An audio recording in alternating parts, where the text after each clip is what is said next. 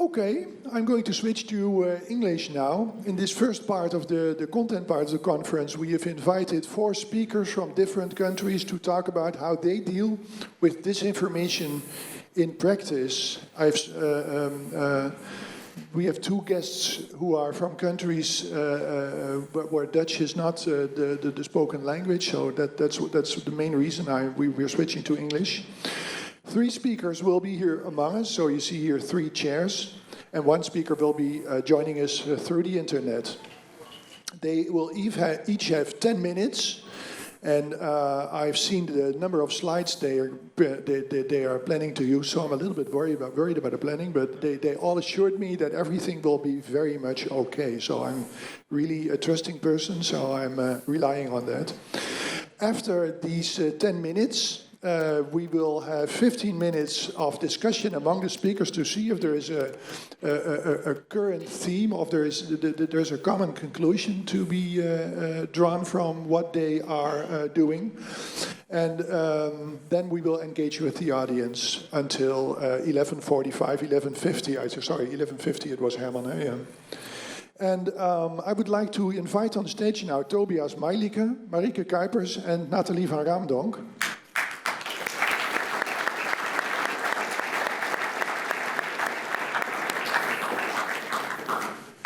And where are Nathalie and Marieke? Please join us on stage.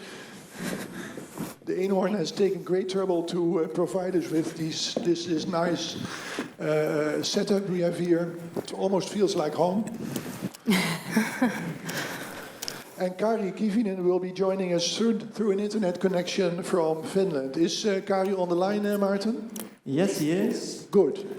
And I think in a few seconds we can show him, if you want. Yes, let's say him hello. Oh yeah, for a sec. Let's try and see if we can put him on the screen so he can wave to us. Is it possible, guys? Or I need to talk for 2 seconds more, and then we should be able to show him. 1, 2. Hi, Kari. Welcome. We are sitting here in the Eenhoorn in Amersfoort, and we are now joined with 4 speakers. Did you hear what I just told?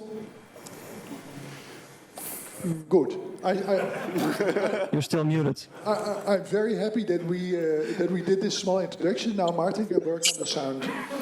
So I can hear you well, and I'm sorry not to be present. Next time. Next time. Yeah. We have here Tobias, Meilicke, Marieke, Kuypers, and Nathalie van Raemdonck. Very much welcome here, and welcome, Kari. I would like to start with Tobias. You work in the Project Veritas in Berlin, Germany, where you deal with the results of disinformation. So you're not actually combating disinformation, but you deal with what happens if people have damage from disinformation. Can you tell us a little bit about that? Yeah, I can. Could you open the slides, please? The presentation? Yes. Warm welcome also from my side. I'm very happy to be here and to give you a short introduction in my work or the work of my team. I'm Tobias Meilicke. I'm the head of Veritas. Veritas was the first counseling center for those who are affected by conspiracy narratives. And we started our work 2 years ago, so in 2021, and see that this project was received very well. So let's start with the presentation. We have not so much. Oh. Great. Okay. Martin, don't toy with us. Okay. No problem. I just want to give you a short introduction into these conspiracy narratives and theories and why we work with this topic. So the short definition we use is a conspiracy narrative or theory is an assumption that individuals or a group of people perceived as powerful are influencing important events in the world, purposefully harming the population by keeping them in the dark about their goals. So you see, disinformation and fake news is not the same like conspiracy narratives, but they often link to each other. And people who share such assumptions we can call conspiracy believers. But why we work with this topic, I want to just show you 2 presentations or 2 studies from Germany where it was focusing how many people believe in conspiracy theories in Germany. And there's one study which is done this year also, just focusing on corona conspiracy theories in Germany, and you can see that there are 9% of the German population believe in conspiracy theories about the pandemic, corona, vaccination kill us, and so on.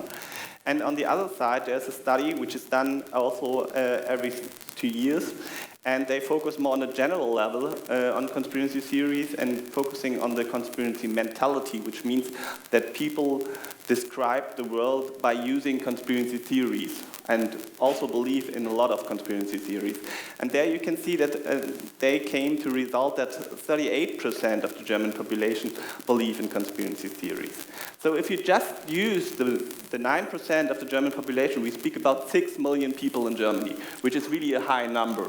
And the second point, which is very important when we have a look to conspiracy theories, we see that there's a relation between believing in conspiracy theories and the distrust of democracy.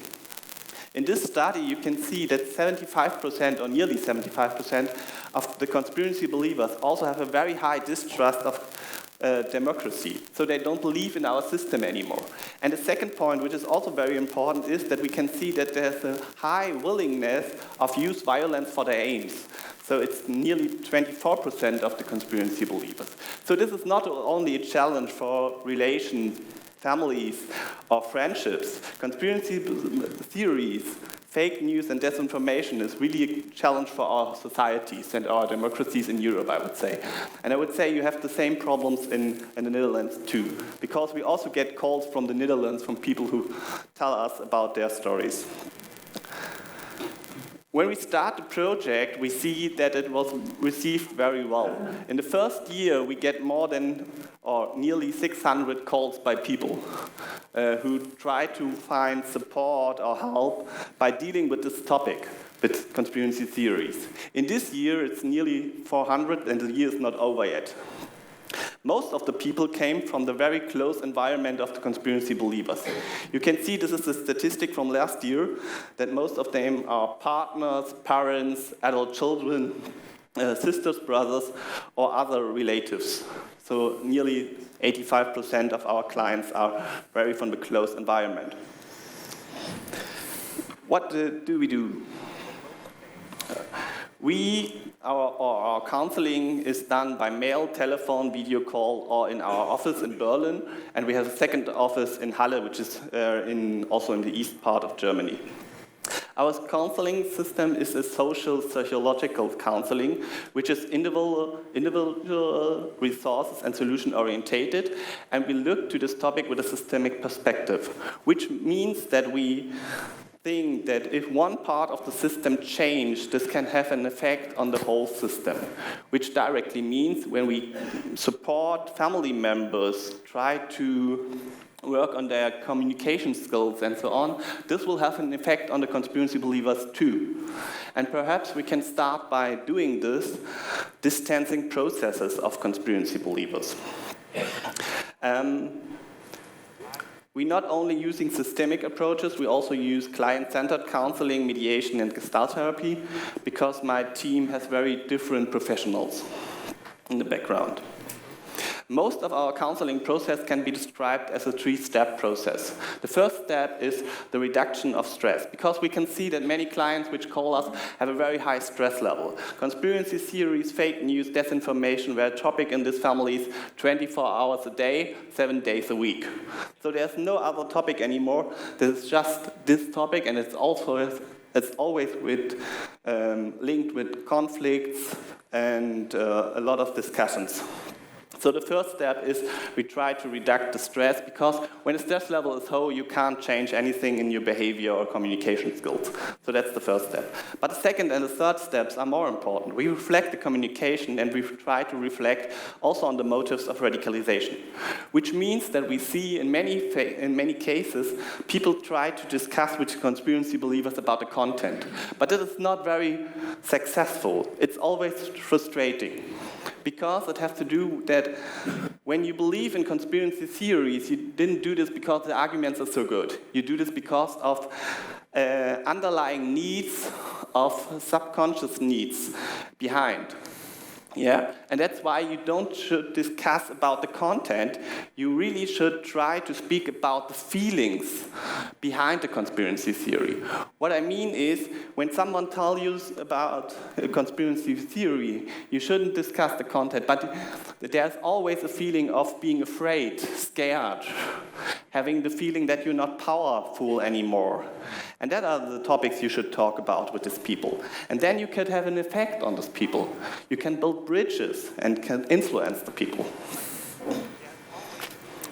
The main assumption of our work, we understand social environment work with family members, friends, and professionals also as indirect exit work of conspiracy believers, as I told you before. Often these family members and friends are the only ones with whom conspiracy believers are still in contact and trust, and that's very important. Trust is so important. And that are the only ones where this trust level is. Without them, conspiracy believers disappeared completely into the rabbit hole and possibly radicalized themselves further. So our willingness to use violence. And that's also very important.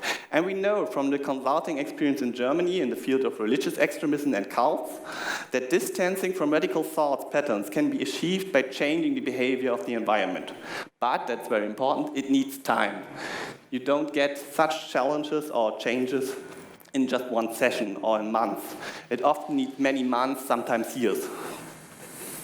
The first results and experiences of our work is almost all of our clients cope better with the burden of conspiracy theories in their personal environment, and many remain in touch with the conspiracy believers, which is very good. In many cases, communication with the conspiracy believers changes, and there are fewer conflicts in the families and friendships, which is also very good. Over the time, in many cases, conspiracy believers become less dominant in the life of conspiracy believers and their families, which could be a sign that there's an interruption of the radicalization process.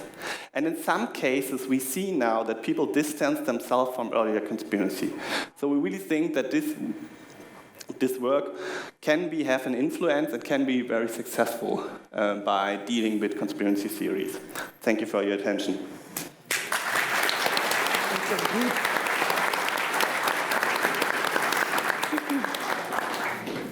Thank you, Tobias. So you gave us an impression of what happens and what you can do for people who believe in conspiracy theories. I would like to ask Kari now to take us through what the project FACTBAR is doing in Finland. Kari, I saw your face for a short second on the screen. I'm ready. There you are. Okay. So, first of all, good morning, and sorry I'm not able to be there. And actually, physically, I'm in Alicante. There is a sunshine. It's really nice to be here. And I thought I'm representing the Finnish fact-checking organization FACTBAR, and I'm going to share with you some of our findings, how to tackle disinformation. So first of all, in Europe, this is a stats from Eurostats from this year. People are seeing in the online environments untrue and doubtful information. And as you can see, Netherlands and Nordic countries are the ones who are kind of topping the stats. But also Finland is topping the stats that people who have seen untrue information and they have lacked the skills to check it. And this is something where we would like to work with the FACTBAR. I'm also working for the European Union. I'm involved with a lot of projects. And I would like to assure you that in the European Union level, there are a lot of different projects targeting how to tackle disinformation, how to protect individuals from the platforms, etc. The extreme are, of course, the EU against the disinform and the Stratcom, which is NATO-related things, interesting sites if you are willing to know something about the Russian disinformation. But today I'm speaking about education approach and EDMO, European Digital Media Observatory. So, European Union has a very ambitious target that by 2030, 80% of the population should have basic digital skills. And DIGCOM 2.2, which was published earlier this year, is kind of defining which these skills are. And people should be aware that online environments contain all type of information, including mis- and disinformation. They should be aware what they are, and they should be able to differentiate between different types of contents and to be able to analyze critically the search results, because the search engines are not very transparent, algorithms are not very transparent, and yes, we have a lot of information at our disposal, but it's difficult to find the information which is matching our information need. So in the EDMO, which is a European Digital Media Observatory, we are working for that end. And I'm representing the Nordics hub, but there is also a Benelux hub called Benedmo. And you're welcome to visit their site. You will see a lot of information on how Benelux countries are tackling disinformation. There is this assumption that young people are digital natives, that they are excellent in handling devices, they use applications, they play games, and they are very skillful. But there is a lot of research that when we are asking them to verify the content, they are kind of lost. And unfortunately, this goes also for us elderly people. Because the online environments are very much different than the printed print environments, offline environments we are used to. In the online environments, one can spread a lot of information quickly. There is huge amounts of information, much more than anybody can cope. The contents can be changed, removed, added all the time. And like I said, the search engines and recommendation systems are not transparent. They are individualized, and one can buy visibility. One can use technical tricks to get wanted content to wanted person. And that's why the online environments are often designed to maximize commercial interest, capture our attention, monetize our information about us, and to predict our future behavior in order to sell it to the advertisers. I have had the pleasure to work with the Stanford University coordinated project, where we were looking at the science-based disinformation. And we came to the conclusion that even people would have wonderful digital skills, some basic knowledge is needed. The more the person is knowing about the subject, the better resistance he or she has against disinformation. We also studied quite a lot, and our report is, I think, interesting, especially for this public. How to evaluate a scientific claim, and how to know which expert is a real expert of this area. In a fact-checking organization, we have been kind of adapting the fact-checking methods to the normal online users. And we have noticed that there are a lot of things we could teach to the normal people, and especially in the school systems. For example, the use of image and video verification tools are easy to use, and it's kind of basic thing to do nowadays when we are looking at the information online. In the expert group tackling disinformation, we have been going through several hundreds of studies, and we have tried to find which are the effective methods scientifically to tackle disinformation. And there are methods like pre-bunking, debunking, and lateral reading. For example, pre-bunking is information we are giving to the people beforehand. For example, if I would inform you that because of the Polish happenings in the last days, there will be a lot of disinformation coming from Russia, targeting you by telling that Ukraine wants to create a third world war. Be careful, this type of information will come. You would be aware, and then when it comes, you would be already warned. Fact checkers are using lateral reading, which is a method which is very specific for the online environment. there are so many hits. Whatever research search you do in whatever search engine, you will have hundreds, thousands, millions of hits. Our time and attention is not able to go to all of it. So one has to eliminate as much as useless and not correct information. And fact checkers are not really touching the article before they are checking who is behind the information. Is it coming from a reliable source? What is the evidence behind the information? And what do other sources say? And these are the three questions I would like to kind of say that are the best questions to tackle the disinformation for anybody. We leave digital footprint, and our privacy is always in kind of stake, passively or actively. And the digital literacy means also that we are aware of what kind of information about us is available in different kind of platforms. And there are tools to manage your privacy settings. And for example, if you are using Google, have a look of your data points. You will be surprised how much information Google has on you.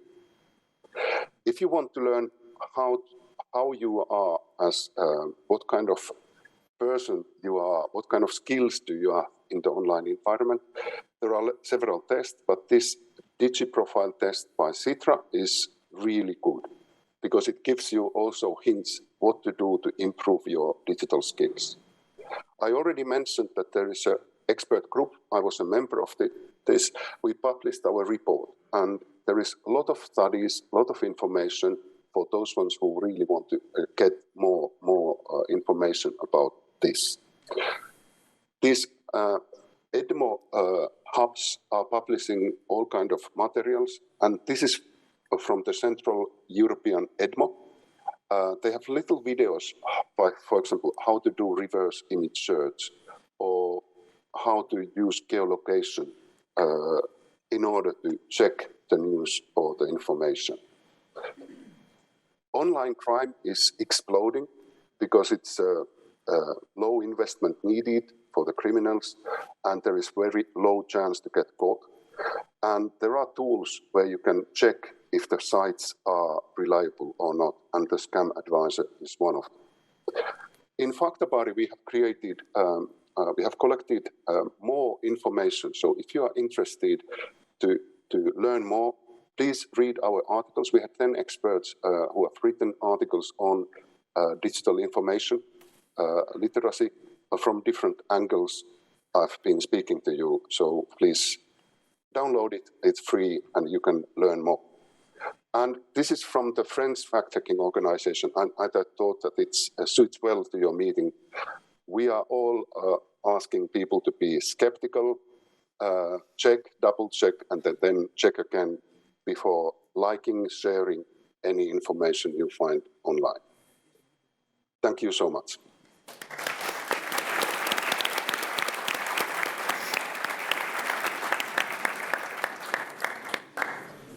Thank you very much, Kari. Please stay with us for the coming 3/4 of an hour. And we're going to have two other speakers who will give a short introduction. And I'm switching to Marieke Kuypers.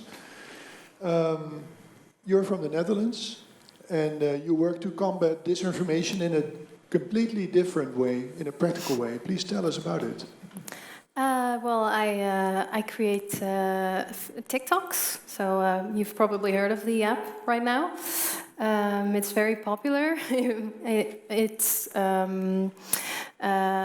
something that I started doing during the lockdowns and the pandemic. I kind of got addicted to the app itself because it's very fun. And then I noticed a lot of disinformation and conspiracy theories. And I have a background in journalism. I'm a journalist and a fact checker. So that's when I decided to start making fact checks on TikTok, because I believe that's the best way to do the fact check on the platform that the misinformation is being spread. So you don't do dancing? No, that's actually in my slide. That's the one after this. It's the misunderstandings about TikTok. That is just a dancing app. Yeah. Please take us through your slides. Yeah, I'm going to go through them. It's in Dutch, unfortunately, because my English presentation crashed, so I'm using the Dutch one. So it's going to be a bilingual presentation. So before I get into it, some misunderstandings about TikTok, or maybe just understandings if you haven't been on the app. That is just a dance app, and I think a lot of people think of it like a dance app. It kind of started that way. It got popular that way, but it's evolved far beyond that. It's got basically every kind of content you can think of right now. If there is a niche, a hobby, or something you're interested in, there is something for you on TikTok. And another misunderstanding is that there's just children on the app, which is maybe how it started also, as being a lot more popular with children. But it's actually become a lot more popular with the older people, a little bit older than children. And it's got a lot of users right now. There's over 3 million of them in just the Netherlands. And out of all 15 to 19-year-olds, there's about 42% that's on the app every single day. And as you can see here, because these are the age groups and how they've grown on the app, you can see that lately the 40s are up, so the 40s and over are also joining TikTok. I've managed to convince my parents to get on the app as well, so they're part of those. It really kind of, as you can see in 2020, is when it really gained popularity, and that's also when it had a chance during the lockdowns and the pandemic, which is when I also really got into the app. Oh, I'm back. As I said, there's not just dances on the app. There's a lot of content. There's informative content and also a lot of news. As you can see, TikTok is the fastest growing news source for UK adults. And I know a lot of people in the Netherlands as well use it. A lot of young people especially use the app for their news. In general, a lot of young people just use social media for their news. And since TikTok is one of the most popular apps, that's where they get a lot of the news. And the thing about TikTok is that you don't really go searching for the information. You can, but the main feature of the app is that you open it and it just starts playing and gives you videos. I'll talk a little bit about that later. But you can see here an article about, TikTok is not the enemy of journalism. It kind of sounds scary, news on TikTok. It was just a dance app a little bit ago, and now there's news. And there's definitely some risks, but there's also some opportunities to bring good information, even though there's also a lot of misinformation on the app. So this is me. It's a little small. This is my account and some of my videos. So as I said, I started making my fact checks when I noticed a video on there that really seemed, not true. And it actually scared a lot of kids. It was like one of the first videos I did was about, I think, a classic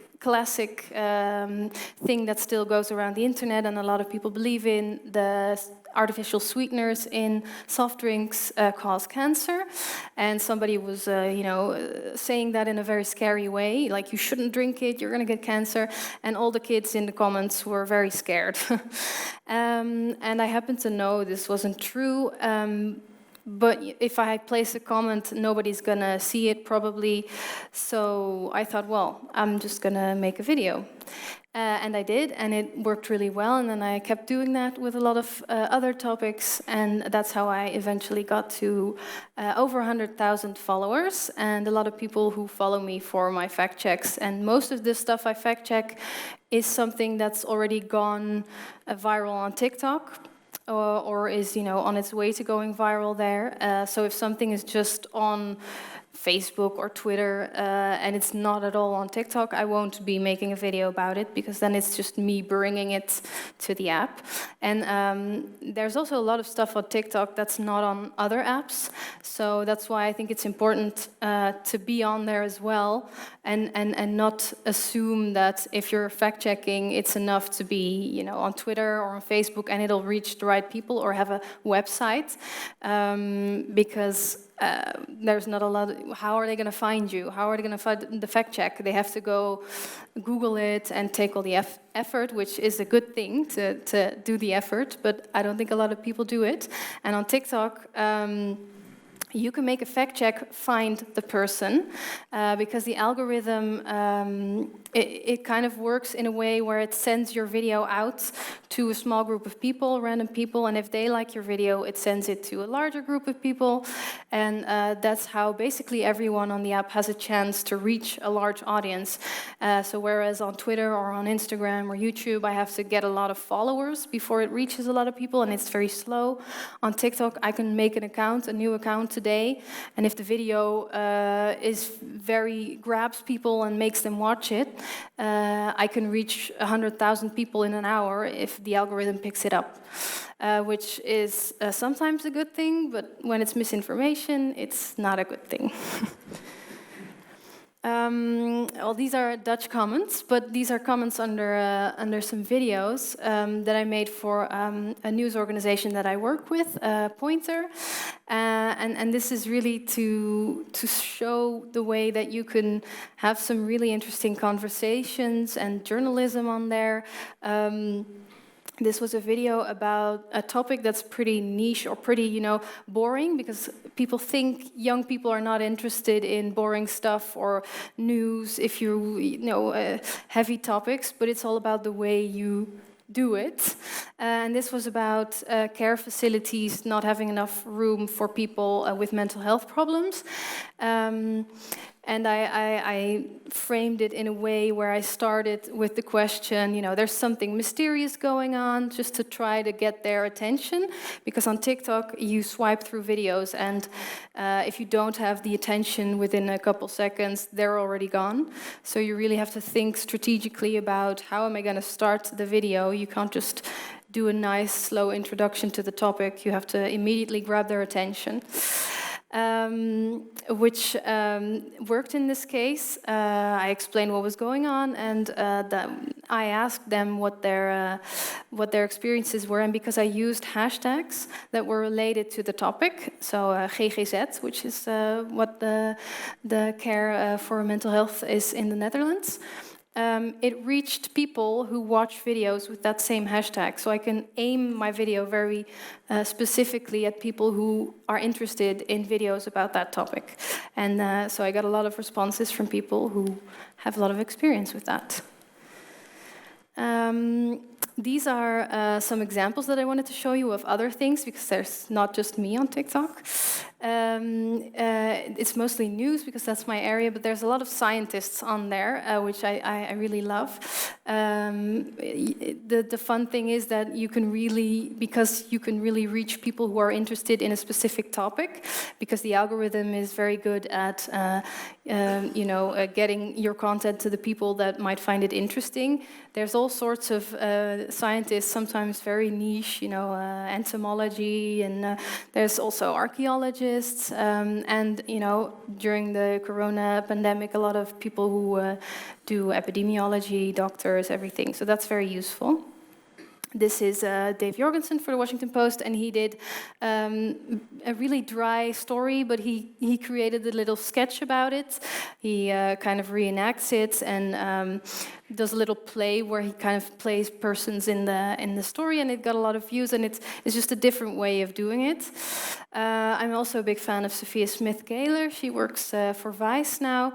She's a journalist, and she really doesn't just give people the end product. She takes people into the story and how she got there, and she asks people questions. So you can bring people along on a journey and also build a connection, which is what she's really done. And she's mixed journalism with just her hobbies, which are singing and some other stuff. So I think it really works where you show some personality as well and really get a connection with people to also get the information across. And these are some of my lessons after I've been fact-checking now for over a year, I think 2 years maybe. I've been fact-checking for a longer time, but that's on TikTok. Every second counts, especially the first seconds. And that's on TikTok, but I think that's really everywhere. Because what I've noticed while fact-checking is that the easier you make it for people to, access your information, find it, and also understand it quickly, the better it'll work. And that really goes also for articles or videos everywhere. And I often think of it like it being shareable, because if I know somebody who is maybe having questions about a certain topic, I really want to send them something that's very accessible and easy, that they can just watch a video or a TikTok or whatever. Then there's also respecting the audience and their expectations. So TikTok is a specific app with specific audience that expects certain things. So you can't just go on there and just post a video you would post on YouTube. You have to get to know the app a little bit and know what's normal on there. And that goes for every social media platform. You have to adapt the content to the platform. So some people, the Washington Post, the Dave Jorgensen that I just showed, the content he makes on TikTok would never go on the Washington Post site because it's really silly. It's silly videos, but they do have good information. But it works because that's what people expect on TikTok, and you wouldn't expect it on the Washington Post website.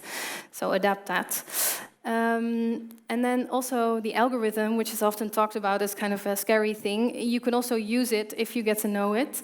So if there's a social media platform that you're on and you want to reach people, get to know the algorithm and how it works, and know what kind of things it uses to judge your video. So on YouTube, for instance, there's a thing where your video has to be, or it works better if your videos is at least 10 minutes long, because then you get, or YouTube gets to put more ads on it, and then they spread it more.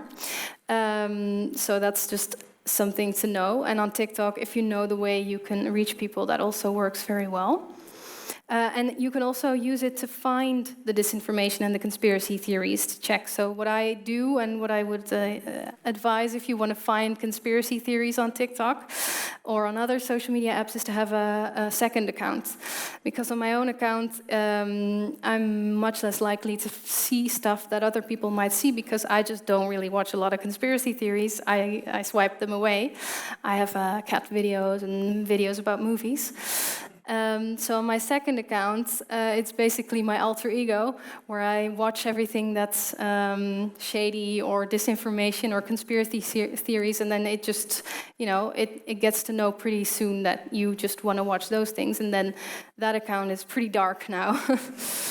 And then also the last one is to build a connection, and I think as someone who's worked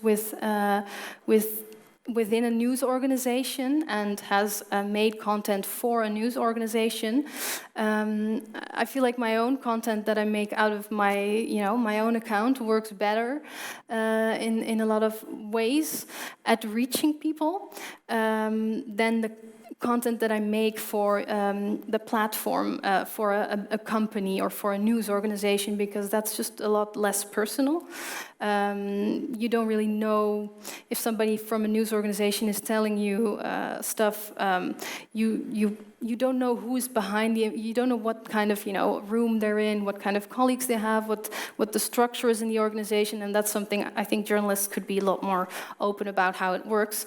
But because I have my own account, people get to know me and they feel like they can trust me as a person, and then they feel more comfortable trusting my information. So that's also something I've learned.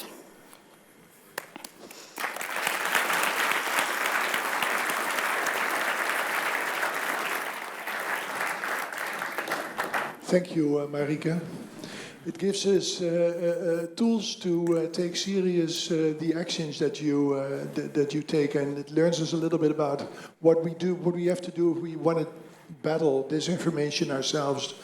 Nathalie, you are active in the Vrije Universiteit Brussel, the VUB, and you're active on the internet as well. And you have a scientific viewpoint. Please take us through your slides, and maybe you could also try to find from a scientific viewpoint a common thread in what we are discussing. Yeah, thank you, Gert-Jan, and thanks for inviting us, of course. So I'm Nathalie van Raemdonck. I'm a PhD student at Brussels University by day, and by night I'm also an influencer on Instagram. So just like Marieke, I had the same thing during the pandemic, where I would see so much disinformation appear on social media and on Instagram specifically. And on Instagram, kind of like on TikTok, there is what we call a data void. Everyone has this assumption that TikTok and Instagram, there are places where people share their dancing videos. On Instagram, people share their food and their wellness pictures and their perfect bodies. But it's so much more. Instagram has become really a platform where disinformation goes very, very viral.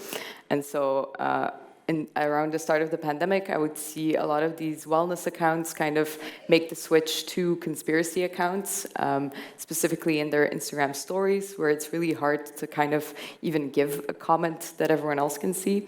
So I decided, okay, well, then I'll need to create a parallel channel to kind of enter that ecosystem of the wellness yoga community. And it's become much more, of course, by now.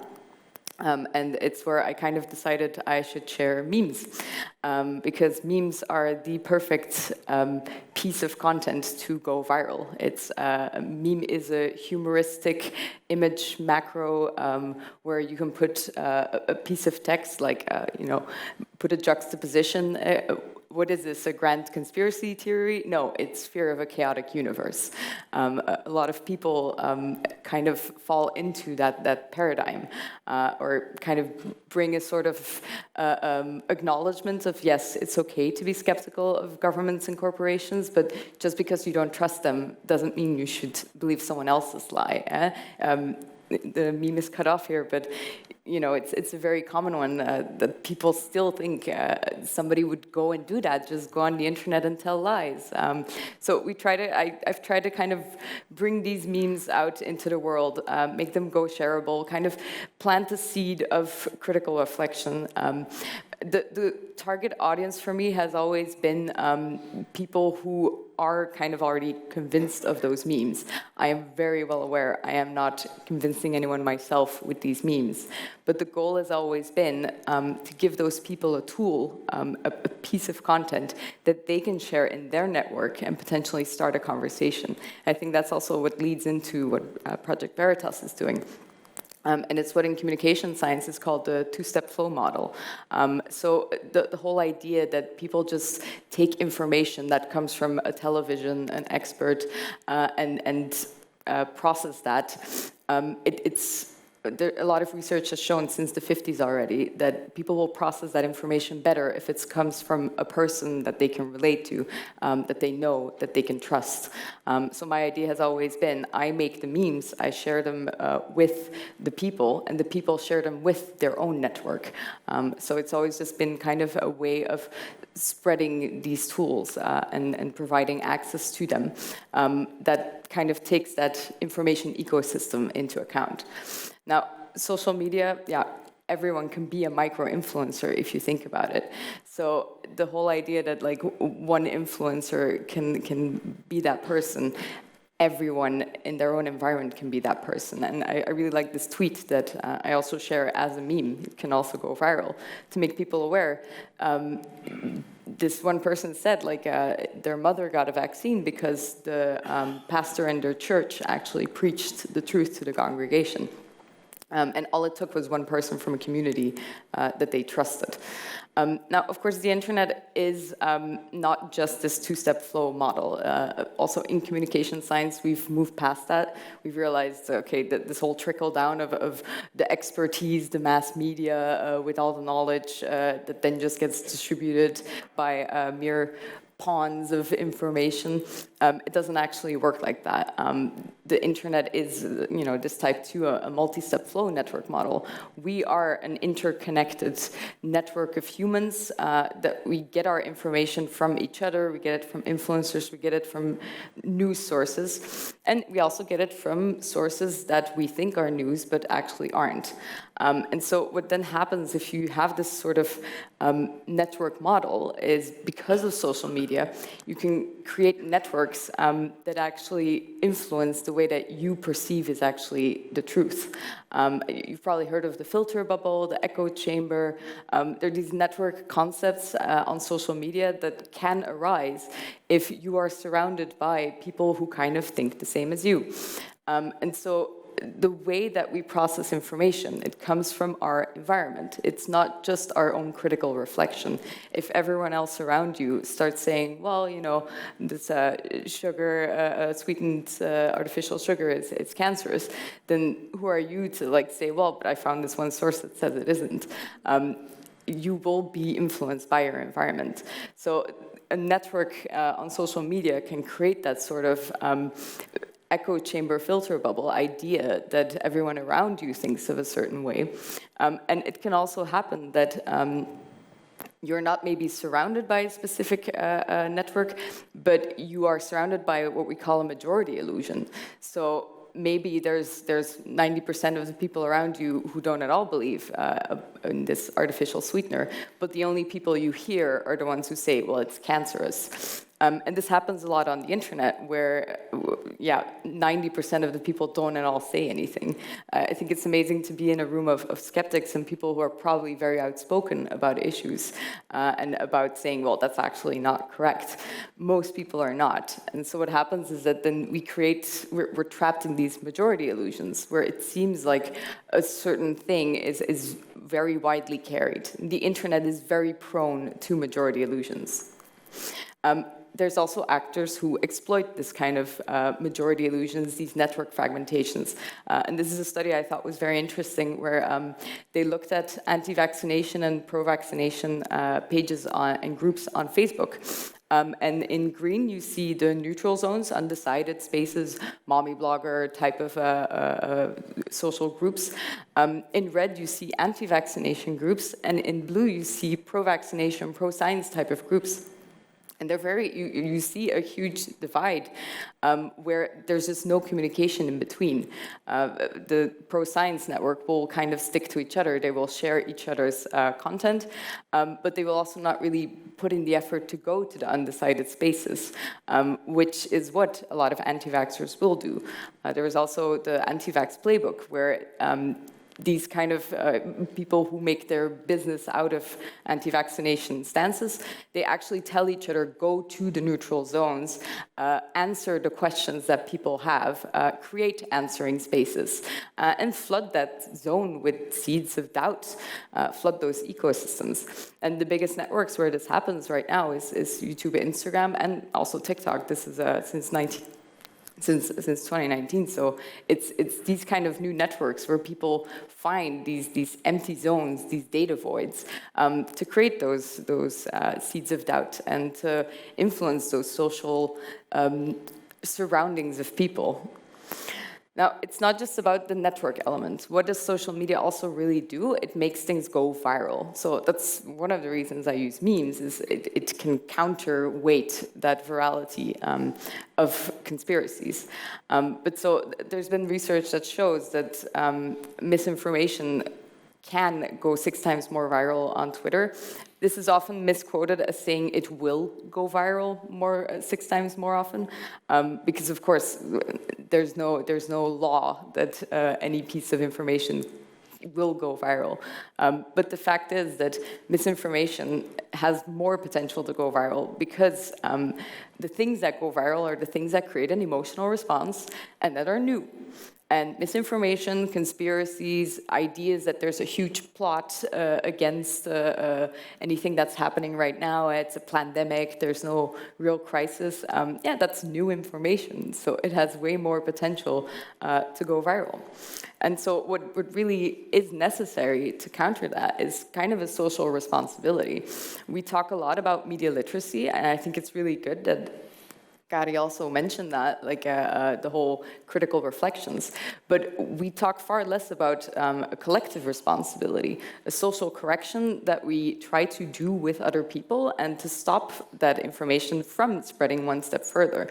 To ask someone like, well, where did this come from? How do you know it's true? And to maybe bring a different type of information in that ecosystem. Now, research has also shown a lot of people are positive towards the idea of social corrections, but most people avoid doing it because they're very afraid of the conflict it will create. And so it's something maybe we can discuss in the panel, and I would love to hear from you as well. How can we actually bring this type of critical reflection, this type of social correction, without creating more conflict, without actually polarizing us further, and without actually making people go deeper into their own echo chamber, their filter bubble? And one thing I think is very important that we also need to discuss is the hypodermic needle hypothesis. This is something from communication science that goes back also from the beginning, you know, from the Hitler injected Nazism in the population through the mass media. While humans are rational agents, not necessarily, but humans are agents of their own choice. They choose to still believe information, and often that belief is also, you know, dependent on who surrounds them. So information is not a virus. It's not something that infects you. It's not a poison that can suddenly blur people's minds. The audience is not passive. So the metaphor that went around a lot during the pandemic, that there's an infodemic rolling over society, we need to reconsider that. And if we think about this a step further, it's not just in how we perceive people to accept misinformation, the idea that people were exposed to conspiracies, so now they suddenly start believing it, but also in how we debunk it. There is no vaccine against fake news. There is no, if we just push more critical thinking, push more rationality in that ecosystem, people will start thinking more rational. So I think it's something to open up to the panel, which is what Geert-Jan asked me. And yeah, feel free to follow.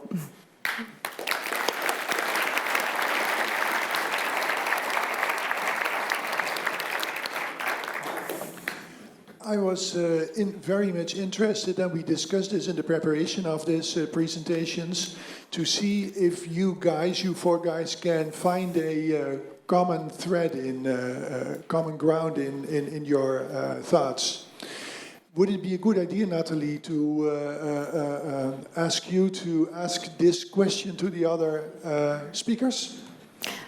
Yeah, so I think the common question is, how do we kind of approach the misinformation that circulates in a way that doesn't just assume one rational individual that is completely independent of its social environment? That's kind of my question towards you. Who wants to start? Kari, you look very thoughtful. What would be your reaction to that? So the question is very valid. And first of all, I would like to thank all the three participants. Very interesting approaches from a little bit different angles.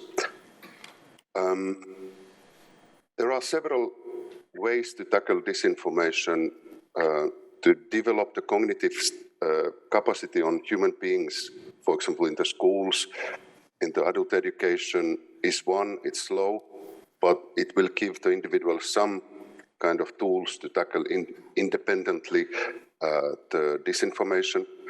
There are other ones. I already mentioned that regulation on the responsibility of the platforms, which are kind of hosting the disinformation and helping the disinformation providers to go with it. And there are, this all is happening, but it's very slow and it's always a little bit late. I mean, the the online environments are developing so quickly. For example, what we heard about TikTok, it's completely true. But let's say, responsible researchers are afraid to open the TikTok account because they are aware of the risks. And for example, in Faktabari, we did an experiment with the clean phone, open new identity, and in 2 days, it was full of this dark information because we kind of clicked wrong things, and suddenly we were in the area. So it's so individualized, and that's why it's so difficult to tackle. But yes, digital information literacy is one answer. Regulation is one answer. Putting highlight on journalism, trying to tell people that there are people who are trying to give correct information, they verify their sources and so on, promote the quality media and so on. So this is my answer. And of course, fact-checking, but it's always delayed. Yes, that's true. It's not the react within the first second rule with fact-checking. Yeah. We're going to talk about fact-checking in the afternoon for quite a while. Tobias, I saw you agreeing on a lot. What's your take? I'm totally agree, and I would say I would add one thing more. I think we have to think about the sociological background of the willingness of believing in disinformation, fake news, and conspiracy theories. So we not only have to do prevention programs of disinformation, more give people more knowledge about the media system and so on, we also have to think about why people want to believe it. And people want to believe it because of underlying needs. So underlying needs, when we focus on conspiracy theories, it often has to do with self-efficacy, the feeling of not being or having control of their lives, a feeling which every one of us know, I would say. In the beginning of the pandemics, we all have this feeling. We see in the conspiracy theory that the background is also a need of self-esteem, which means they want to be special or want to be better people, smarter, clever, and so on. And when we think about the needs and the background, we also have to think, how could people get in better contact with their needs, with their emotions? And I think that's a problem, because in the last 50 years, especially in Europe, we see that our society become more individualized. We don't speak about feelings so much. We don't learn to speak about needs so much. And that's why many people don't have their contact with their needs. And if they are not in contact, there's I would say, they are not can control their needs directly. So they often don't know why they want to believe in conspiracy theories. So, and that's why in Germany there are some projects which I find very interesting. There are projects in kindergartens where kinder learn to speak about their emotions and their needs more. And we can see when children have a better feeling of their needs and feeling, they have a good background for preventing violence, extremism ideas, and so on. Because they know, oh, now I have the feeling of being powerless. And then they can speak about being powerless. And then they find other solutions than believing in conspiracy theories, disinformation, or fake news. And that's also very important, and we have to look more on the emotional level, not only on the, I would say, rational level, to talk about disinformation. That's a very interesting insight. And Marieke, of course, your medium, TikTok, plays a little bit on emotion, I think, more than other media. What's your reflection on that? Is my mic on? I don't think so. Hello? Yes, it's on. Well, I agree with what both of you have said. I think it's very important to look at the underlying reason, and I think that's what goes wrong a lot of the time, that people think. It's like, like people are some sort of a vending machine that you put facts into, and then that'll fix them. And that's how a lot of journalists think also. A lot of policymakers, politicians, and they really talk about it in a way like, if we just give them the information, that'll fix it. I've noticed that especially in my colleagues in the journalism industry. So that's why I think not just the people who are receiving the information need to get educated in misinformation and the way it works, but also the people who are giving or spreading the information, the journalists, the scientists, the policymakers. I think a lot of them lack the basic understanding of the way it works, the way it spreads, why people believe it, and that's just where it goes wrong in the first place, because if you don't know that, then how are you going to effectively combat it if you don't even understand how it's working? And I think sometimes it can even backfire because, for instance, a large Dutch national news organization, the NOS, they fact-checked a message about sunscreen being, I think it was also cancerous, from an Instagram message by one influencer who happens to have a lot of followers, but it was just one influencer. And then they fact-checked it, also because it kind of went viral on Twitter and people were laughing at it because, haha, this is so stupid. And journalists are on Twitter a lot, so that's also their view.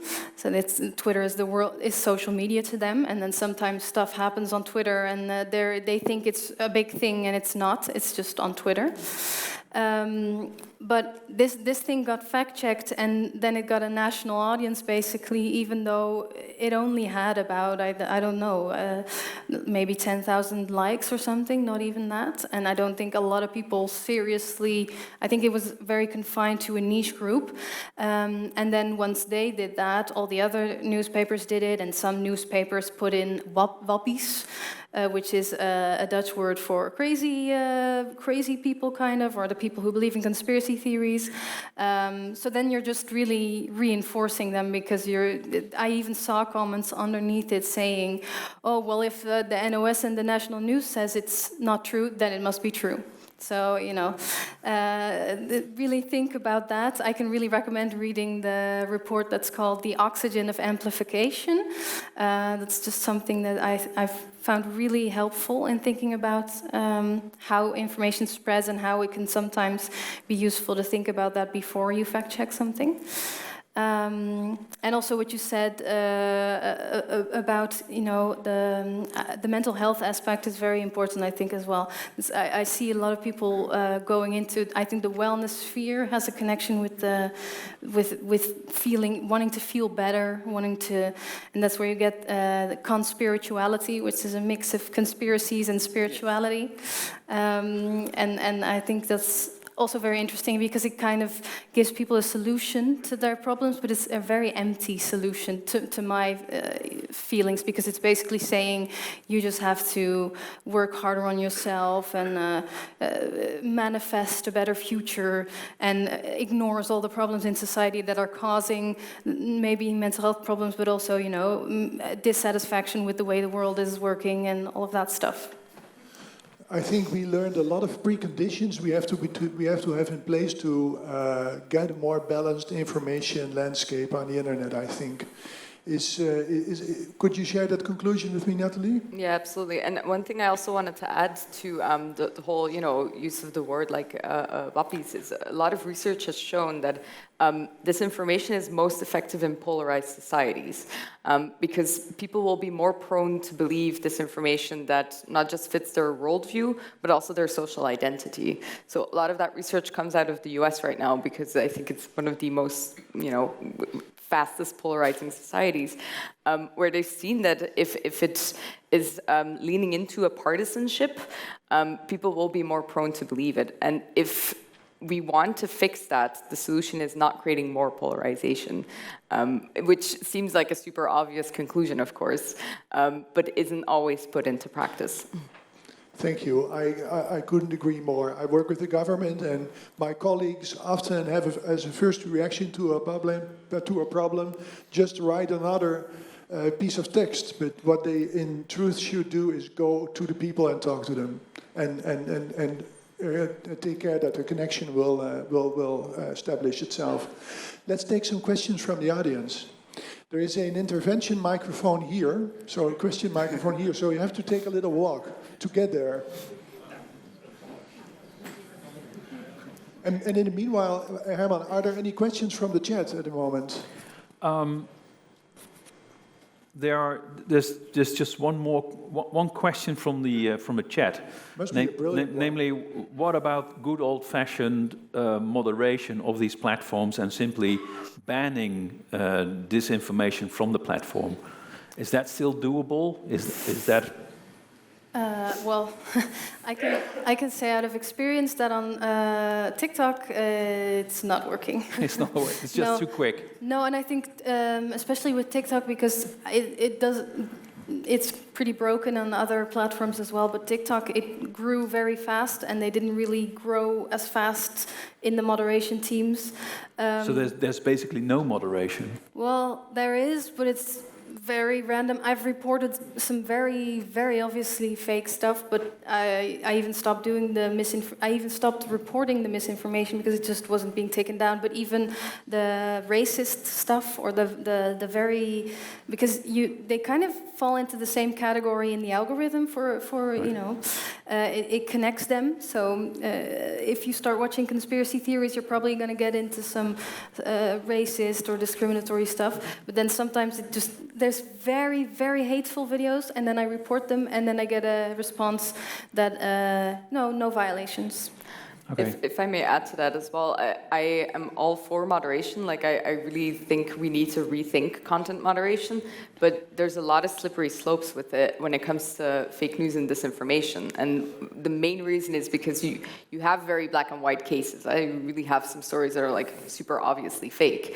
But what do you do with all the gray zones, and who is then the one to decide? It's one of those very typical, like, yeah, but who decides? And I think an example that happened recently really shocked me. It was in Hungary, where the Scientific Institute of Meteorology had predicted there's going to be a huge storm, so we should really cancel our fireworks on the national day.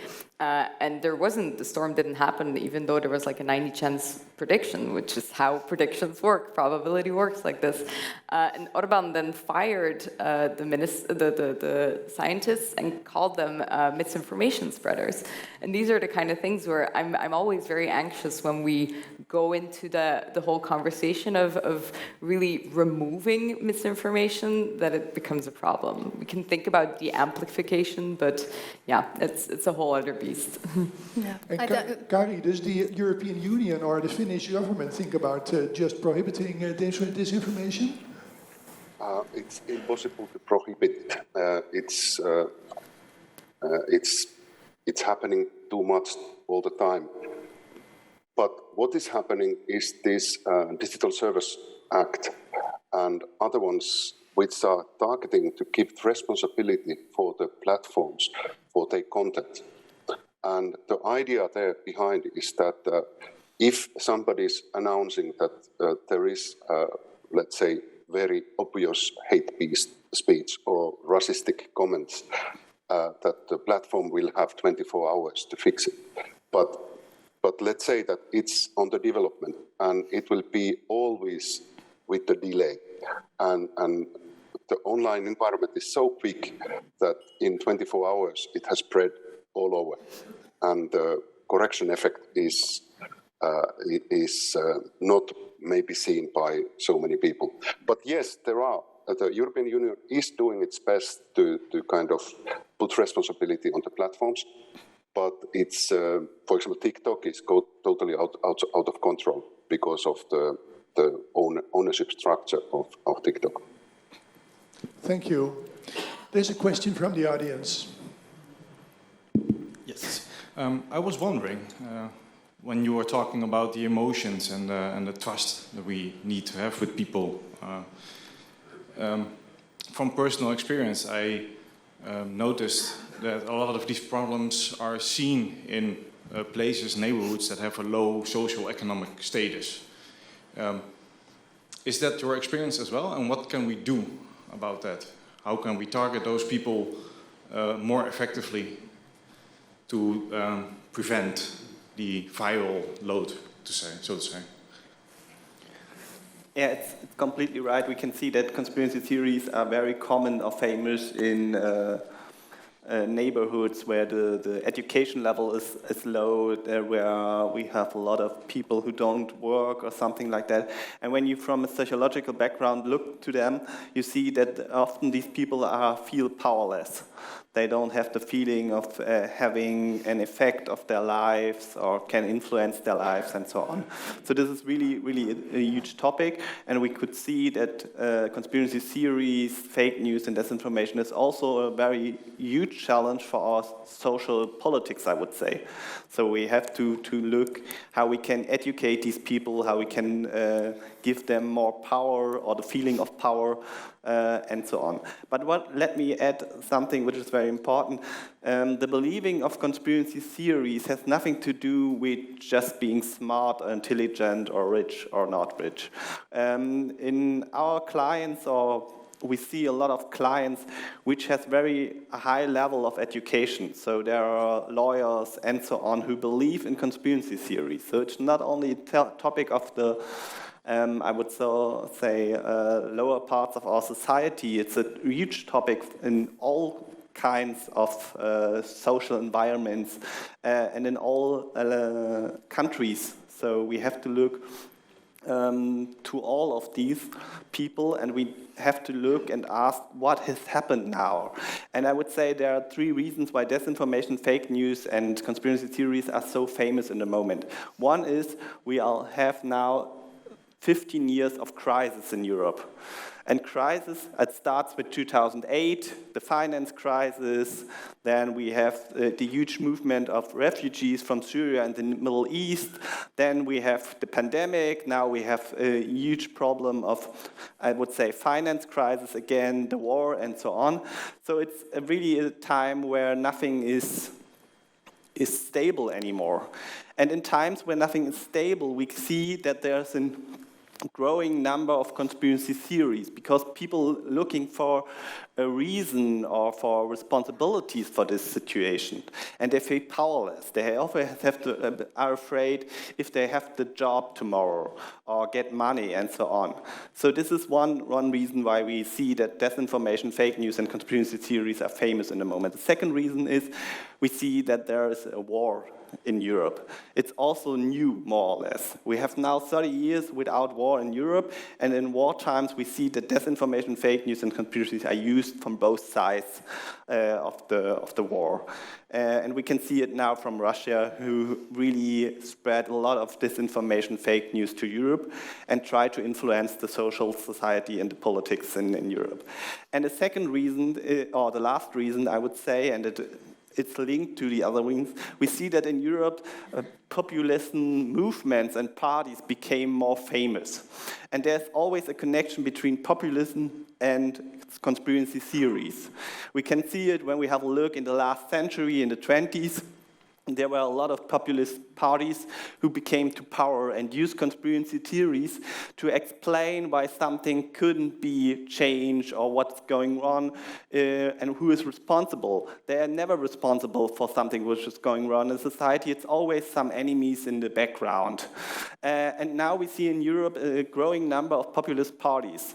We can see it in East Europe, especially in Poland or Hungary, where populist movements or parties are in power. But we can see it also in West parts, in the Netherlands, in Germany, the AfD. We can see it in Scandinavia and so on. And all of these parties use disinformation, fake news, and conspiracy theories. And it means that there are a lot of people who are in contact now with these content. And that's why we also see that there's a spread. And that's a huge challenge for our society and our democracy in Europe. Thanks. There's room for one more question. I'm looking to our next speaker. Martin, is it okay if you take one more? He agrees. So one more question. Thank you. First of all, fascinating topic, and thank you so much for coming and sharing your experiences and thoughts.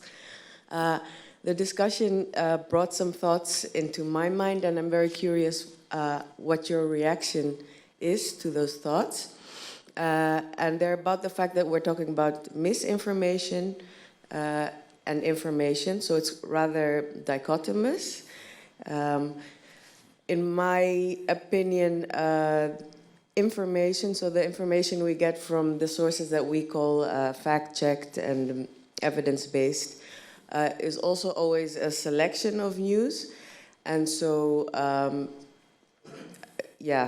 to what extent can you call that information reliable? And then the other fact is that the fact-checked information also evolves. So like we had the discussion about whether masks work or don't.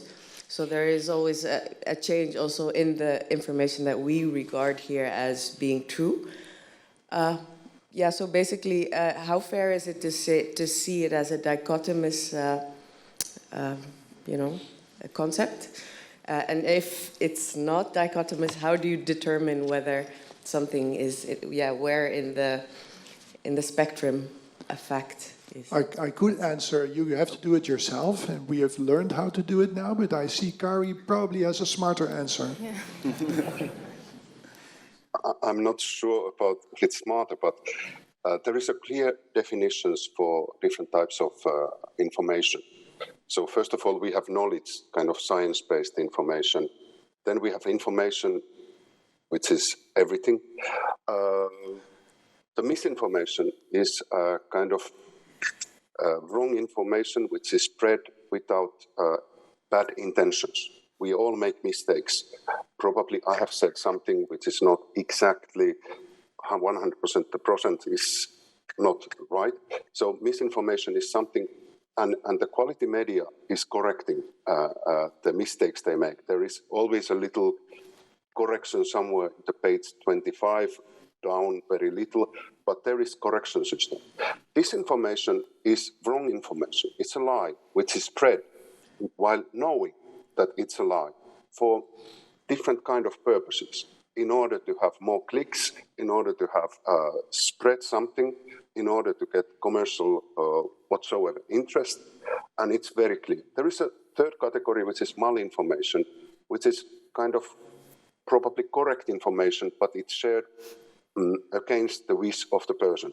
For example, the sexual orientation of a person who doesn't want to speak about it, it's spread and harm. I mean, the one who is spreading the information is willing to have harm.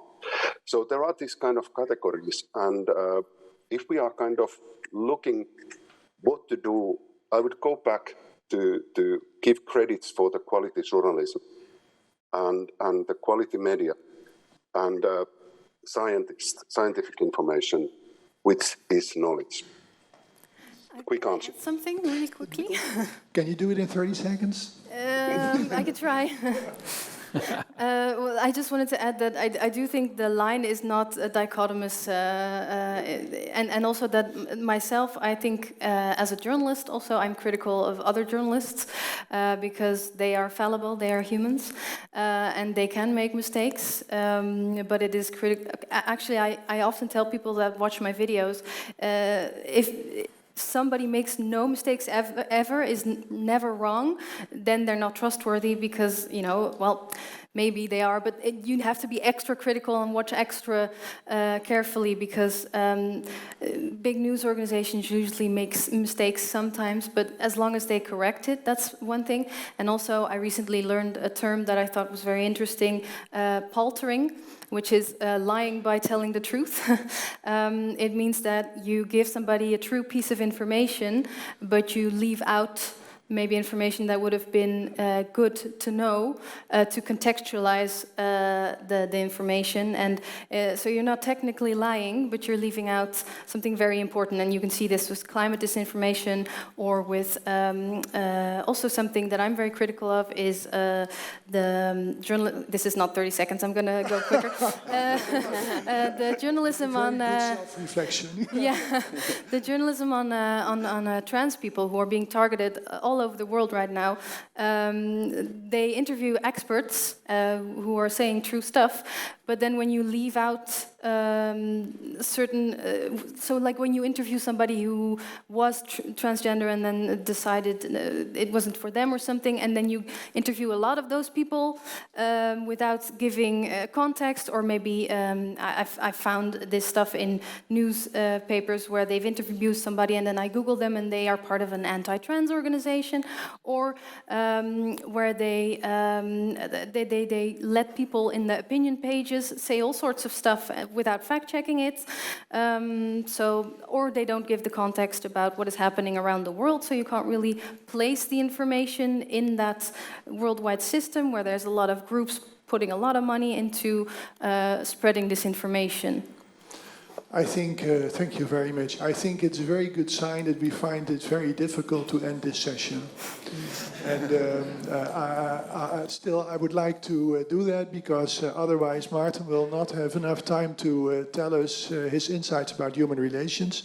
I want to thank you very much, Kari, Tobias, Marieke, and Nathalie, for sharing your thoughts with us. I think we are among the best, and if we take your conclusions and your advice to heart, we will, I think, have made a first step in battling disinformation and fighting the consequences of it in the right way. Thank you very much.